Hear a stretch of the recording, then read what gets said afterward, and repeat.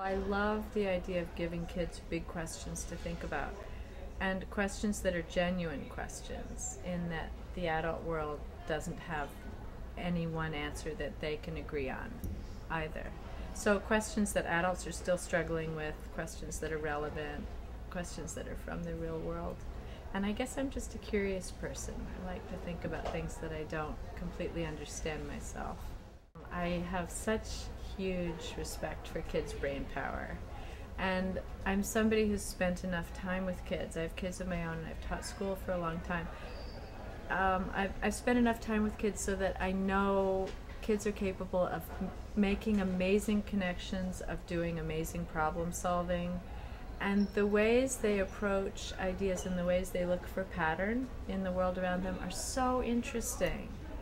And that isn't a side of children's perceptions that has been paid too much attention to. Yeah, it's not a common Often the perception adults of who kids. overhear this kind of thinking think, oh, that's nice, but they think it's not relevant. Yeah. So kids don't have that side of their thinking listened to all that much. And for me, that was so exciting, the idea of saying, look what kids can do. Look how they can put the world together.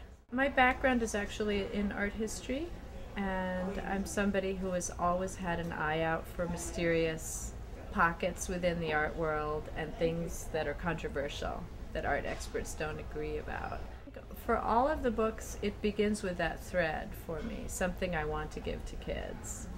A mysterious, challenging side of the art world, which is such a dramatic, passionate little world anyway, but I love it that not all adults agree about art.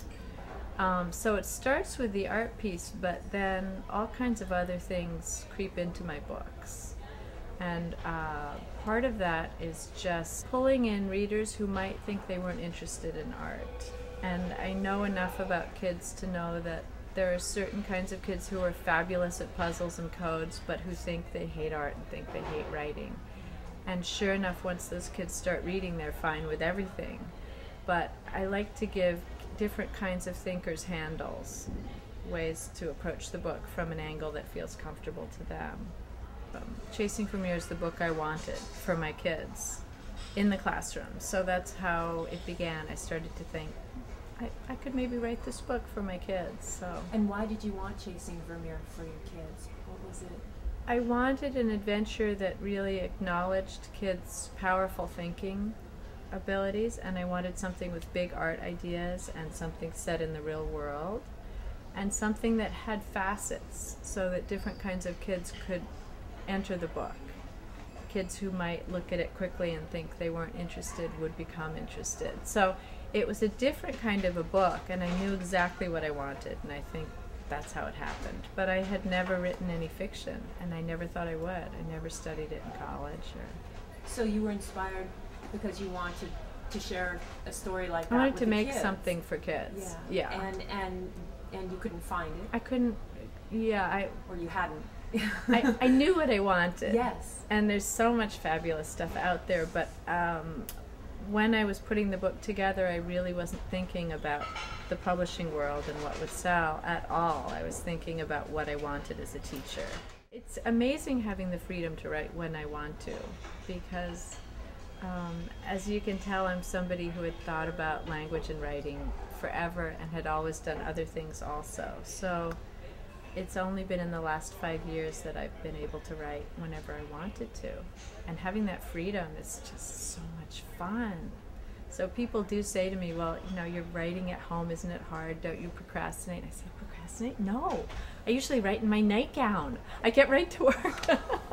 And so do you write for long periods of time, or do you find it works best to sort of break it up or write for a few hours? It depends. I'm not a big schedule person. So if things are going well, I'll work for hours. I can go right through the day until somebody comes home at the end of the day to the house. And if not, if I get stuck, I'll go and I'll take a walk, or I'll do something totally different.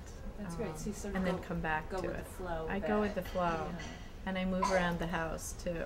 I'm not good at being official and sitting in one place. Right, but you find that going for a walk or just kind of breaking with it actually Yeah. brings you back to the ideas a lot of times. Yeah, and I also find when I'm trying to figure something out, the Calder game was actually really easy to write. It just kind of poured out of me.